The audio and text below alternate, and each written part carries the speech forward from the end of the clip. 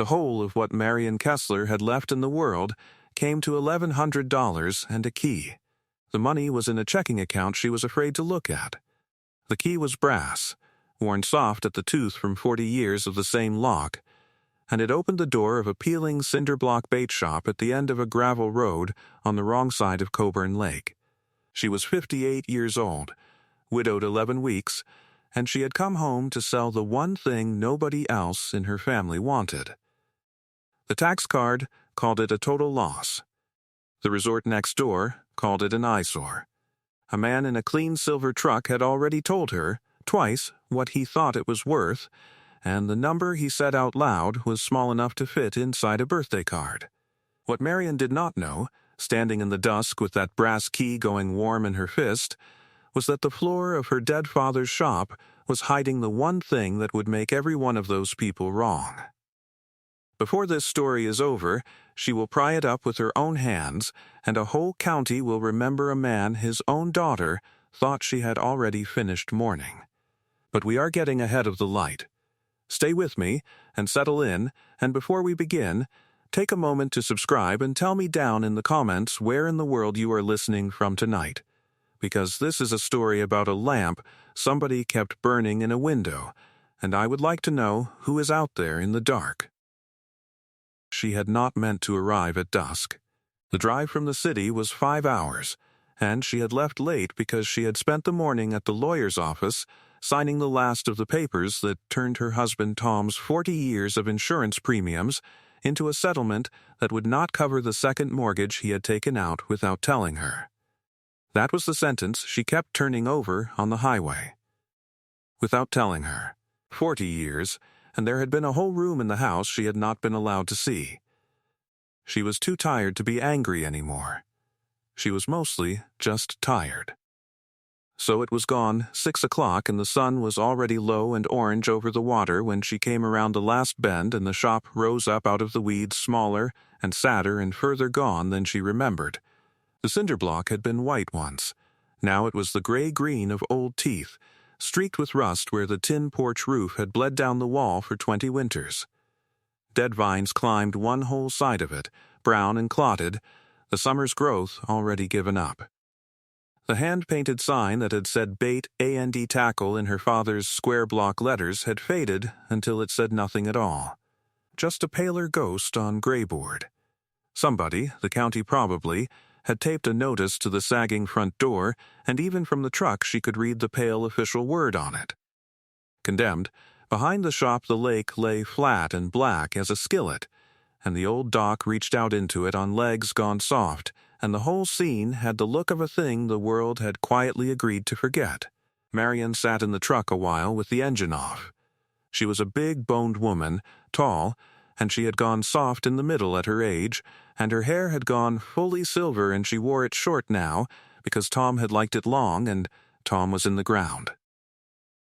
She had put on the flannel shirt that morning because it was the warmest thing in her bag, a faded thing. Red and gray checks worn nearly to threads at the elbows, and she had not thought about the fact that it had been her father's until she was 2 hours down the road and caught the smell of him still in the collar. Cedar and 2-cycle oil and cold coffee, and had to pull over for a minute. It was too big for her. She wore it anyway, over her jeans, with her father's key in her hand, sitting in the dark, looking at her father's shop. She felt for the first time in 11 weeks like she was somewhere she was supposed to be, and she distrusted the feeling immediately, because feelings like that had cost her before. Then she saw the light. There was a lamp burning in the front window of the shop.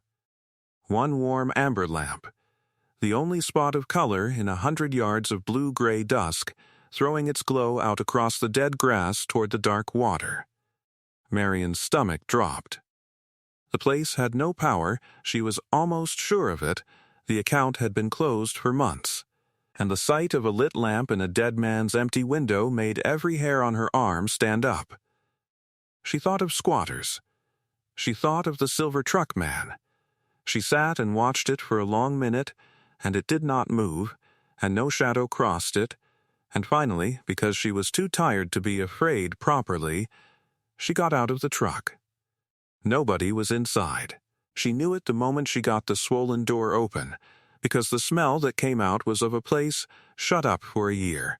Mildew and dust and the faint sweet rot of dead minnows in a dry tank. No living person underneath it. The lamp on the sill was an old brass kerosene lamp, the kind with a glass chimney, and it was not electric at all. It was burning oil. The reservoir was more than half full. Somebody had filled it, and trimmed the wick, and lit it, and left. Marian stopped just inside the door with her hand still on the frame, and felt the year fall away, and she heard her father's voice from when she was a girl, plain as if he were in the next room. "You always leave one light for the boats that come in after dark. Mary," he had told her, crouched down to her height on this very floor. "A man out on that dark lake has got to have something to steer toward. You remember that." "But there's nobody out there, Daddy," she had said. She could not have been 7. "It's dark. They all went home. Somebody's always out there," he had said. "That's the whole point of a light. You don't wait to see the boat first." She had forgotten she knew that. She had forgotten a great many things on purpose. The last time she had stood in this shop she had been 30 and angry. It came back to her now, uninvited, standing in the cooling dark. She had driven up to tell her father she was moving to the city with Tom, and she had expected a fight, and instead he had just kept threading a reel and said, without looking up, "You'll do what's right for you, Mary, you always did." She had wanted him to ask her to stay. He never asked anybody for anything, and she had spent 28 years reading that as coldness, and only now, in a shop he had left her, and no one else, did the thought arrive that maybe a man who asks for nothing is not called, only careful about what he lets other people carry. She pushed the thought down where she kept the rest of them. She had no strength left for it tonight. She stayed the night because she had nowhere else to be and no money for a motel, and she meant to be gone by the weekend. That was the plan, and it was a simple one. She would spend 3 days clearing out the shop, take whatever the silver truck man was offering, sign it over, and drive back to a life she no longer recognized, with just enough money to keep her own lights on until she figured out what came next. She spread her sleeping bag on the old iron cot in the back room, where her father had slept more nights than he had slept at home. And she lay in the dark listening to the lake lick the dock legs, and she did not cry, because she had used all that up, and somewhere near midnight she blew the flame out and the dark came in complete, and she felt, absurdly, like she had done something wrong. Morning showed her the full size of the job. The main room was a graveyard of a life's work. There were rods stacked in the corner with the guides gone to rust and the line rotted to cobweb. There was a wall of little wooden drawers, hundreds of them, each meant for a different hook or swivel or lead. Most of them empty now, some still holding their small, bright cargo.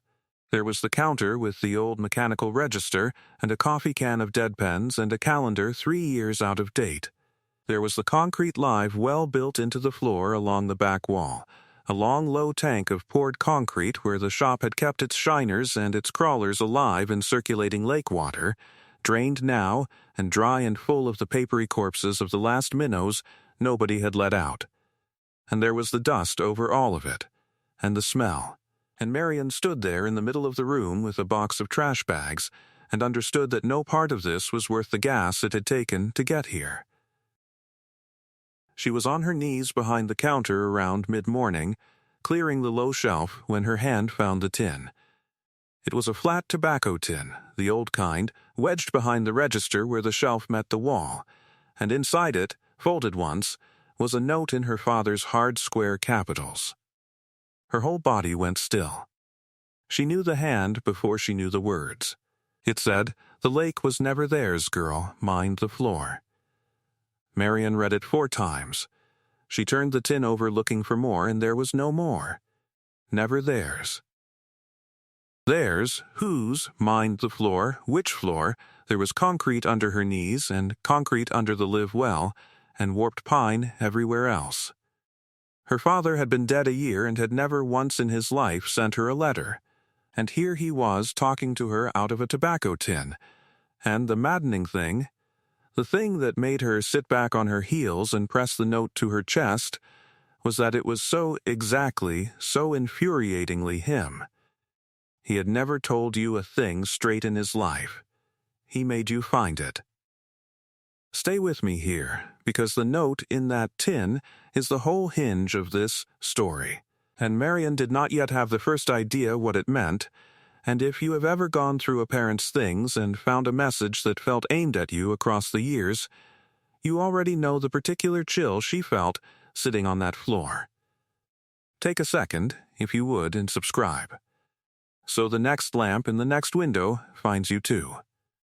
She did not have time for it. That was what she told herself. The silver truck man was coming Friday, and she had a shop to empty, and a note that said mine the floor was a riddle, and riddles did not pay a second mortgage. So she made herself get up. She made herself fill trash bags. But all that day, and the next, the note sat in the breast pocket of her father's flannel, over her heart, and every time she knelt down her eyes went to the concrete. The shop kept talking to her, though, in the small way old buildings do when you finally slow down enough to listen. She noticed things she had no words for yet. The wall of little wooden drawers had numbers penciled on their fronts, not hook sizes, she realized, but a run of years, and behind the drawers marked with the oldest years the wood had been worn to a shine by a thumb that had opened them 1,000 times. In the bottom drawer of the counter, under a nest of dried rubber worms, she found a school composition book with a marbled cover, and when she opened it she expected a boy's fishing log and found instead columns. Dates down the left, names down the middle, family names, cove names, the Rosses and the Delacroix and the Pettits, and down the right, in her father's hand, not dollars. Not most years. Instead it said things like 8 crappy and a mended net, or half a cord split and stacked, or nothing owed. Boys in the hospital. She turned the pages and could not make it come to anything. It read like a store ledger kept by a man who did not much believe in money, and she set it on the counter next to the tobacco tin note, 2 small mysteries side by side, and told herself she would think about them after Friday. Stay with me, because that composition book is the first rung of a ladder that ends under the floor, and Marion was already climbing it without knowing. The man in the silver truck came on the second afternoon, a full day earlier than she expected, which she would later understand was not an accident. His name was Grady Cobb, and he was the acquisitions manager for the resort that owned everything up and down the good shore of Coburn Lake, the resort with the rental cabins and the marina and the $90 a night water views, and he came up the gravel in a truck so clean it looked wet, and he wore a soft quarter zip and a watch that cost more than Marion's settlement. And he had a smile he had clearly practiced. "Mrs. Kessler," he said, both hands out like he might take one of hers. "Grady Cobb. I am so sorry for your loss. Truly, your father was a fixture out here." "You knew him," Marion said. It was not quite a question. Everybody knew Elias. Everybody loved him. Cobb turned a slow circle in the middle of the shop, taking in the rusted rods, the dead register, the drained tank. Lord, this old fish shack. He held on to it a long time, didn't he? He said fish shack like a man setting down something he would rather not be caught holding. I'll be straight with you, because you strike me as somebody who'd rather have it straight. The county's already condemned the structure. The demolition alone is going to eat most of what the dirt's worth. But we like to do right by the old families out here, and the resort is prepared to take the whole parcel off your hands and handle the teardown ourselves, so you don't have to think about it another day. He named a number. Marion did not react. It was the birthday card number, the one she had already heard on the phone, said now in person as though it were a kindness. "That's the land and the building both," Cobb said into her silence. "That's a check in your hand by Monday. You go on home, you grieve in peace, and this whole cold, sad corner becomes somebody else's problem." "I'll think about it," Marion said. The smile stayed on his face, but something moved behind it, a flicker of a thing that was not patient. "Of course. Take your time." He set a business card on the dead register, squaring it to the edge with one finger. Offers good through Friday. After Friday, the resort's moving forward on the North Cove, with or without this little parcel. And I'll be honest with you, Mrs. Kessler, you do not want to be the last holdout on a shore that's about to change. Sentiment's a beautiful thing, but it doesn't keep the lights on. Then he looked, just once, quick, at the floor, at the concrete along the back wall, and then he was gone in a spray of gravel, and Marion stood in the doorway holding his card and thinking about how his eyes had dropped, and she took the note out of her breast pocket and read it a 5th time. Mind the floor. She looked at the live well. That night she did not sleep. She lit the lamp because she could not stand the dark without it now, and she sat on the edge of the concrete live well with a work light and looked at it properly for the first time. It was maybe 8 feet long and 3 wide, poured solid, its inside walls stained with the tide lines of 40 years of lake water. The bottom was a slab. She had assumed the slab was the floor of the tank, the bottom of the pour, but now, on her knees with her cheek near the concrete, she saw it was not quite. There was a seam. All around a hairline seam where the bottom slab met the walls, and the slab had not been poured with the walls at all. It was a separate piece. It was a lid. Her heart was going hard. She got a pry bar from the truck, the flat kind, and she worked it into the seam, and the slab was heavy. Terribly heavy. But her father had set it so it could be lifted. She understood that now. There were 2 iron rings recessed into it, filled with grime, and once she had cleaned them out and run a length of dock rope through them, and braced her boots against the tank wall and hauled with everything her 58-year-old back could give her, the lid came up an inch, and then, all at once, over, and the cold breathed up out of the hole beneath it and touched her face. Below the false bottom was a dry cavity lined with tar paper, and sitting in it, squat and rust-brown and beaded with cold, was an iron strongbox. Stay with me, because this is the thing the whole shop had been keeping, and Marion knelt over that open hole with the lamp throwing her shadow huge on the wall and her father's flannel damp with the sweat of the lift, and she understood, before she ever touched the box, that Grady Cobb had known this hole was here, and that was why his clean eyes had dropped to the floor. And that was why the offer was suddenly good only through Friday. Subscribe now, because what Marion pulls out of that box is going to turn a fish shack into the most valuable dirt on Coburn Lake, and the man in the silver truck is not going to take it lying down. The box was locked, but the brass key from her father's ring, the one she had carried in her fist the first night, the one worn soft at the tooth, slid into it and turned like it had been cut for it that morning, because of course it had. Inside, wrapped in oilcloth against the damp, were papers. Marion lifted them out one bundle at a time and laid them on the counter under the work light, and the first thing she unfolded was so old the creases had gone furry, a heavy document with a county seal and copperplate script, and a date at the top, 1890, granted forward through the years to 1911 and beyond. It was a deed. She read it 3 times before the words would hold still. It was a deed to the bed of Coburn Lake and the shoreline around it, the whole cove, granted to her family, to a Josiah Kessler, her great-grandfather, when the lake was still a spring-fed pond nobody wanted, and it had never, the chain of little attached transfers showed, ever been sold. It had passed down, father to son to her father, to her. She did not understand yet what she was holding. She was a widow from the city who had come to sell a shed, but she understood the shape of it, before she could name it, and she sat down hard on the iron cot and made herself breathe. The lake was never theirs. Now she knew who theirs was. The resort. The resort with the marina and the rental cabins and the $90 water views did not own the water. It could not own the water. The bed of the lake and the shore it rented to tourists belonged, and had belonged for well over 100 years, to the Kesslers. The second bundle told her the rest, and it was the part that undid her, because it was the part that was her father. It was receipts. Decades of them, hundreds. Small carbon copy receipts in his hard square hand, each one a lease. A dock lease. A boat slip lease. Cabin by cabin, slip by slip, all up and down the cove, her father had been quietly leasing the right to touch the water to every working family who kept a boat there, and to the resort itself, going back 30 years, and the amount on the receipts to the families was almost nothing.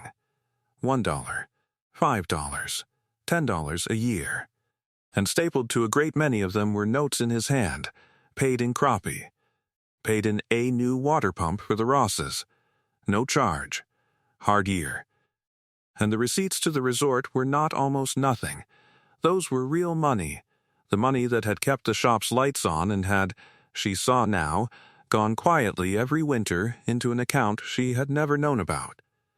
Because the resort, whatever Grady Cobb pretended out loud, had known for 30 years exactly whose water it was building its business on top of, and had been paying her father to keep quiet about it. And the composition book she had found in the counter drawer, the one with the crappie and the mended nets and the boys in the hospital, was not a separate mystery after all. It matched. The names in the marbled book were the same cove names as the receipts, and the dates ran together, so that a slip leased for $1 on the carbon copy showed up in the composition book as 8 crappie and a mended net, or half a cord split and stacked, or nothing owed. 2 records of the same shore, kept side by side for decades, one in dollars and one in something else entirely. And Marian knelt there turning the pages back and forth between them, and could not yet say what the something else was.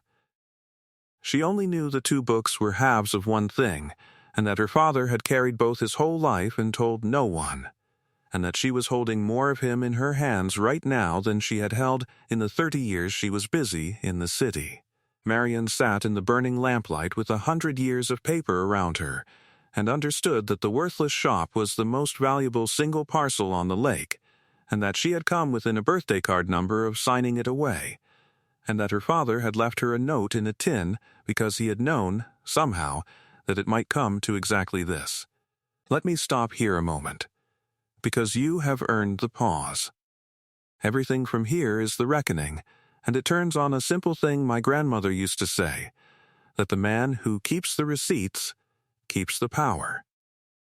If you are still with me this deep into the night, take a breath and subscribe, and let us go finish it. She was still sitting there past 1 in the morning when the headlights swept the window. It was not the silver truck. It was a dark sedan, and the man who got out of it was not Grady Cobb. He was older, smoother, and he carried a slim leather folder, and he knocked on the condemned door as if he had every right to. Mrs. Kessler, so sorry for the late hour. He had a soft, unhurried voice. I heard you were only in town a day or 2, and I did hate to miss you. Name's Pruitt. I handle closings for the title company the resort uses. I'm here as a courtesy, really, to make this whole thing simple for you. Marian did not open the door all the way. It's 1 in the morning, Mr. Pruitt. I know it. And I apologize. He slid the leather folder half through the gap, a pen already clipped to it. I've got a quitclaim drawn up right here. All it does is release any interest you might have in the parcel and the adjoining shore. Standard language. Boilerplate, honestly, you sign. The resort wires the funds first thing Monday, more than Cobb offered, a little sweetener for your trouble, and you're home by Tuesday and you never have to think about this cold, sad place again. He held the pen out across the threshold. It's a very good deal for a very hard week. Marian looked at the pen. She let her eyes go to the leather folder. She thought about the deed lying under its oilcloth on the counter behind her, 6 feet away, that this man had driven out here in the dead middle of the night to make sure she signed away before she ever read it. And here is where Marian Kessler, 58, widowed, $1,100 to her name, did the smartest thing she did in the whole story, which was almost nothing. I don't sign anything at night, she said. My husband taught me that. Anything you want signed, I'll bring it to the county courthouse Monday morning, and we can have it witnessed and recorded proper in the daylight, in front of the clerk. Pruitt's soft voice did not change, but his face did, the same thing Cobb's had done, the smile staying put, while something cold moved behind it. There's really no need to involve the county over a formality like this, then it won't cost you anything to do it there, Marion said, and she shut the door. She heard him stand on the step a moment. Then the sedan started, and the headlights swung off the window, and she was alone again with the lamp and the deed, and she understood, fully now, that the one thing these men could not survive was daylight and a public record, and that a title man arriving after midnight to press a quitclaim into a grieving widow's hand before she could read her own father's deed was not a courtesy. It was a robbery wearing a nice pen. She got no sleep at all after that. She sat up with the lamp and the deed and her father's flannel buttoned to the throat, and at first gray light she loaded the strongbox into the truck and covered it with a horse blanket, and she drove the deed and the receipts, all of it, straight to the one place 115 years of paper could not be argued with. The county recorder's office opened at 8.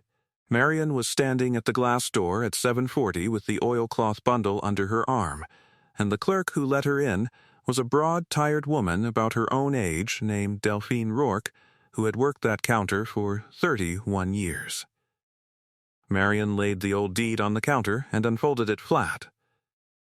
Delphine put on her glasses. She read the copperplate. She looked at the seal, and then she went to the great bound books on the shelf behind her, the county's own record, the books that go back to before there was a resort, before there was a highway, and she ran one finger down a page and stopped, and stood very still. "Honey," she said, without turning around, "where did you get this?" "Under the floor of my father's shop," Marion said, "under the fish tank. He left me a note." Delphine came back to the counter slow. She took her glasses off. Her eyes had gone bright and wet. "I grew up on that cove," she said. "My people kept a boat on a slip we leased off a Kessler my whole life. $1 a year. Every spring my daddy'd carry a bucket of crappie down to your father's shop, and your father'd write out a receipt like it was a banknote." She pressed her lips together. "Do you know what you've got here?" "I'm beginning to," Marion said.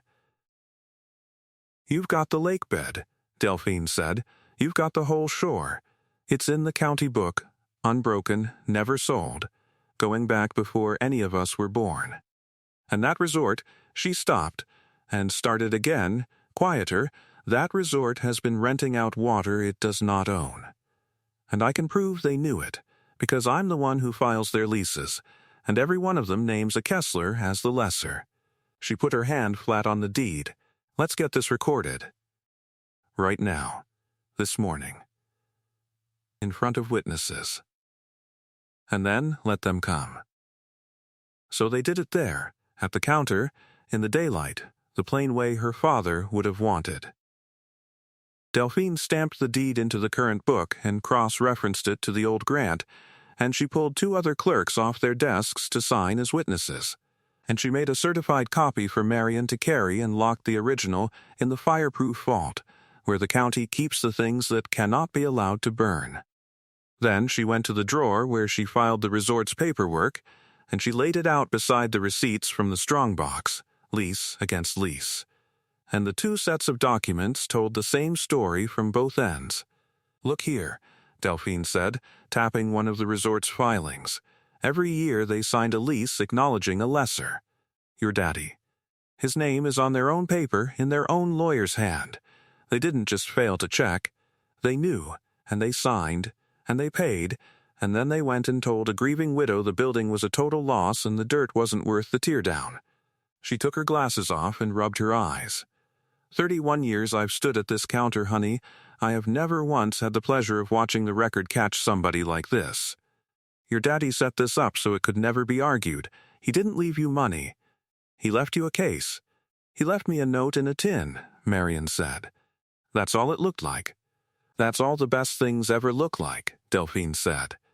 "The resort did not go quietly, and this is the part where a lesser man than her father might have lost the whole thing, so stay with me. Word travels fast in a county that small, and by the time Marion drove back out to the shop that afternoon, there was a second vehicle parked in the gravel.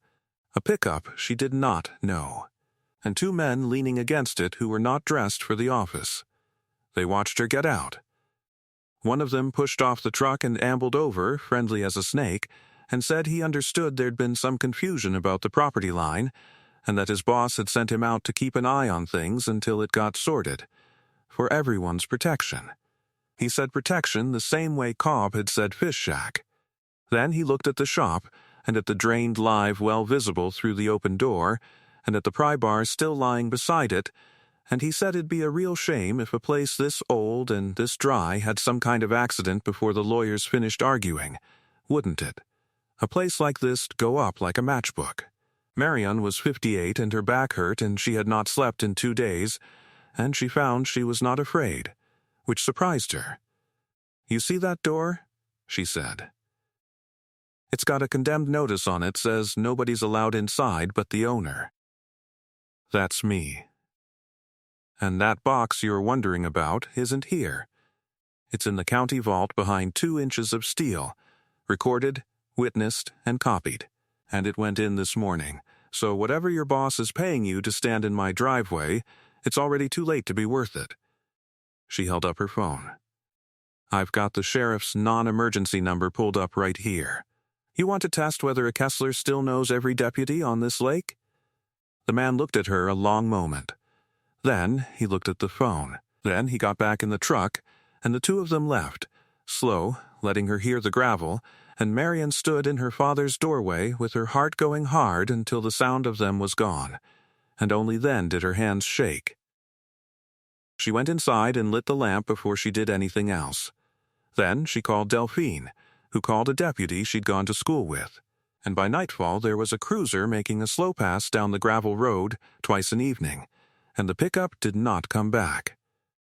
The resort had played the one card that could have saved it, fear, and it had been the wrong card to play on a woman who had already lost the only thing she was afraid to lose. What Marion had was a recorded chain of title to the lake bed and the shoreline that no resort, no matter how many lawyers it kept, could manufacture out of nothing, and a 30-year run of dated lease receipts that proved, in her father's own steady hand and the resort's own countersignatures, that the resort had known it all along and paid to keep it buried. You cannot forge 115 years. You cannot backdate the county's own books.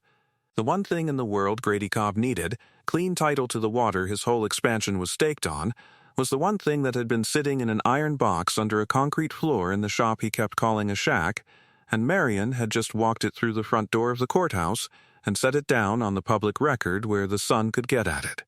It did not take a speech. That is the thing to understand about how it ended, and it is what separates what really happened from the version where a woman stands up in a meeting and makes everyone sorry. Marion never made a speech. The county did the talking, in its dry official language, in a certified letter to the resort's registered agent, in a formal notice that the pending shoreline expansion could not proceed absent lawful title or lease from the record owner of the lake bed, one Marion Kessler. The expansion vote, which had been a foregone conclusion, was tabled. The engineering that had already begun on the North Cove stopped with the stakes still in the ground, and Grady Cobb came up the gravel road one last time, and this time his truck was not clean, and this time there was no practiced smile. He stopped in the open door of the shop he had called a shack, and did not seem to know what to call the woman in the oversized flannel anymore. "Mrs. Kessler," he set his jaw. "I think there's been a misunderstanding, and I think we can fix it. I misjudged this parcel. I'll own that." He opened the slim leather folder. This time the number he read was not a birthday card number. It had grown a great many zeros overnight. He said it fast and a little desperate. It was, all by itself, more money than Marion and Tom had made in the best 10 years of their lives put together. That's the parcel and a lease assignment on the shore, in perpetuity. That is a life-changing number, and you have earned it, and it is on the table right now.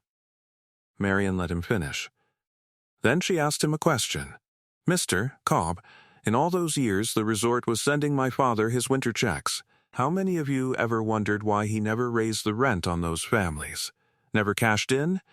Never sold out, when selling out would have made him rich enough to leave this cove and never look at it again? Cobb opened his mouth. Nothing came. You never once asked, Marion said. Not unkind, just true. You thought he was a stubborn old man sitting on a gold mine he was too simple to work. Didn't you? I don't, that's not. I'll think about your number, she said. I'll think about it the same way you thought about my father. And she waited there in the doorway until he got back in his truck, and she watched him go. And she realized, watching him fail to answer her, that she did not know the true answer either. Not yet. Because there was still one bundle in the Strongbox she had not opened. The smallest one, tied with string, and she had been afraid of it. The relatives came out of the woodwork about then, the way they do. A cousin she had not spoken to in 15 years called to say he'd always felt the old man had been done wrong, and that surely the family ought to share in any windfall, seeing as it was family land. I didn't see you at the funeral, Wesley, Marion said. Well, it's a long drive, Marion. You know how it is. It's a long drive, she agreed, and let the silence do the rest. Her brother-in-law, who had once described the shop to her face as a liability she'd be lucky to unload, discovered a deep and sudden interest in her well-being. She was polite to all of them. She had spent a life being polite. But she noticed, and she would remember, that not one of them had driven up when there was only a condemned shack and a dead man's debts to inherit. They had let her come alone. They had been glad to let her come alone. It was only the box under the floor that made them family again, and Marion, who had just spent 11 weeks learning exactly how alone a person could be, was not confused about the difference. She did not sleep that Friday night either. She sat on the edge of the open live well, with the last bundle in her lap, the small one, tied with string, and the lamp burning beside her, and outside the dock creaked and the black water moved, and she finally worked the knot loose. This was the thing she had been most afraid of. And stay with me now, because this is the whole reason my grandmother's line about the receipts was never really about receipts at all.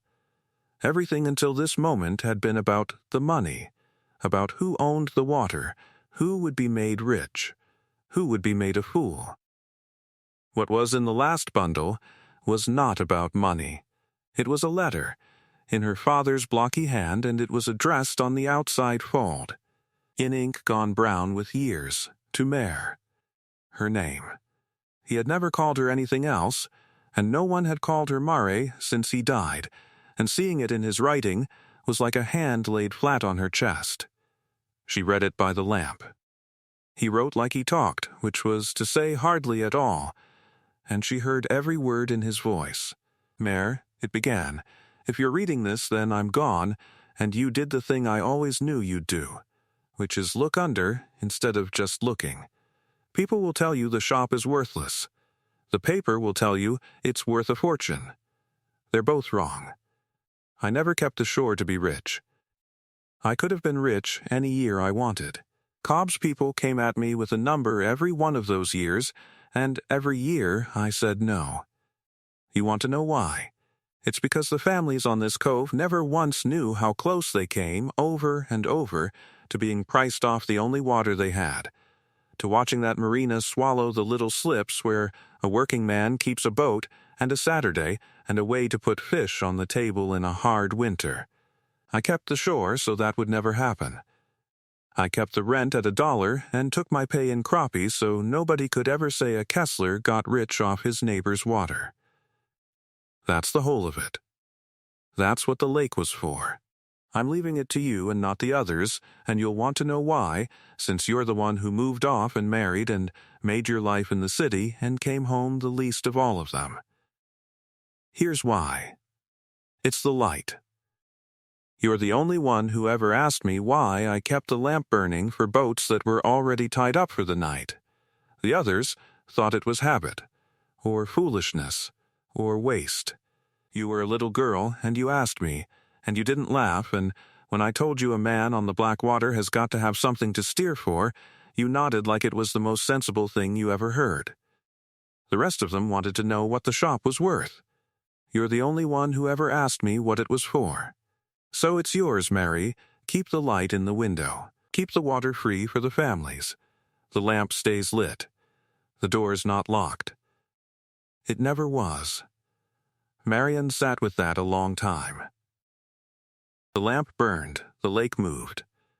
Somewhere out on the Blackwater, a late boat was coming in. She could hear the small, patient sound of its motor, and she got up on stiff knees and trimmed the wick and set the lamp square in the window where it would throw the farthest, just as her father had every night for 30 years, and she watched the running lights of the boat find the glow and steer for it and come safe into the cove, and she understood at last that she had not inherited a shop, or a lake, or a fortune.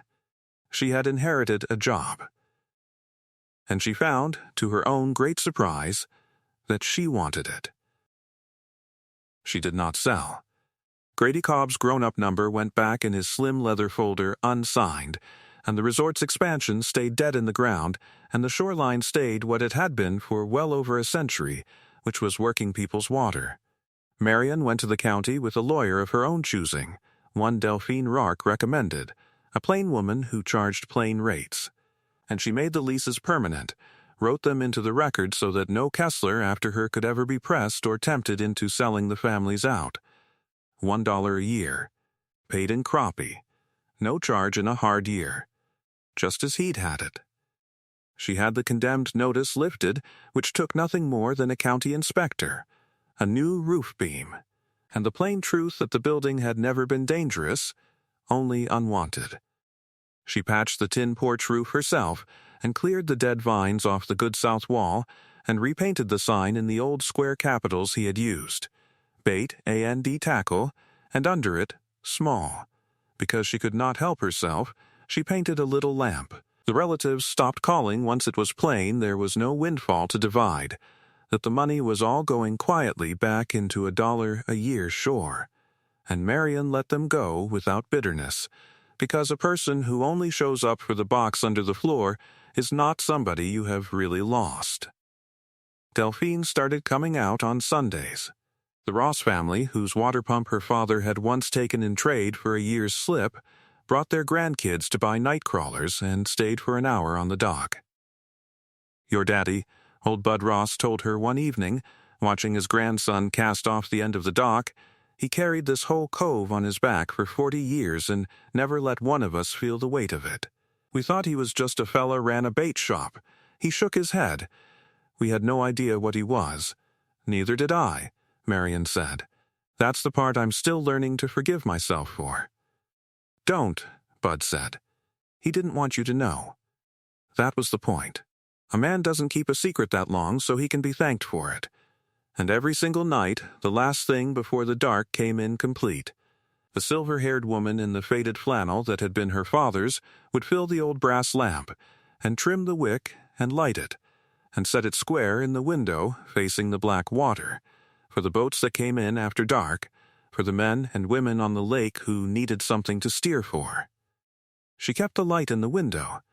She kept the door unlocked. She was not rich, not in the sense Cobb had meant it, and she found she did not want to be. She was something better than rich. She was where she was supposed to be, doing the one thing she had been left, and remembered and needed, and if you have listened this far into the dark, you already know that is the only fortune that was ever really under that floor. Perhaps that is the part most of us miss, waiting for the box, waiting for the windfall, waiting for the version where we stand up in the meeting and make everyone sorry. The box was never the treasure. The receipts were never the treasure. The treasure was a man who kept a light burning for people who could not pay him back, and a daughter who was the single soul that ever thought to ask him why, and a lamp that goes in the window whether or not anybody rich is watching. If there is a light you have been meaning to leave for somebody still out there on the dark water, do not wait for a box under a floor to tell you it is worth it. Light it anyway. Keep it lit. Somebody is steering for you right now and does not know your name. So I will leave you with the question Marion had to answer, and maybe you have one like it waiting. When it finally comes to you, the thing you were left, the thing nobody else wanted, will you be the one who asks what it is worth? Or will you be the one who asks what it is for? Sit with that tonight. And thank you for listening, for staying all the way to the end, and for keeping a light on out there wherever in the world you are.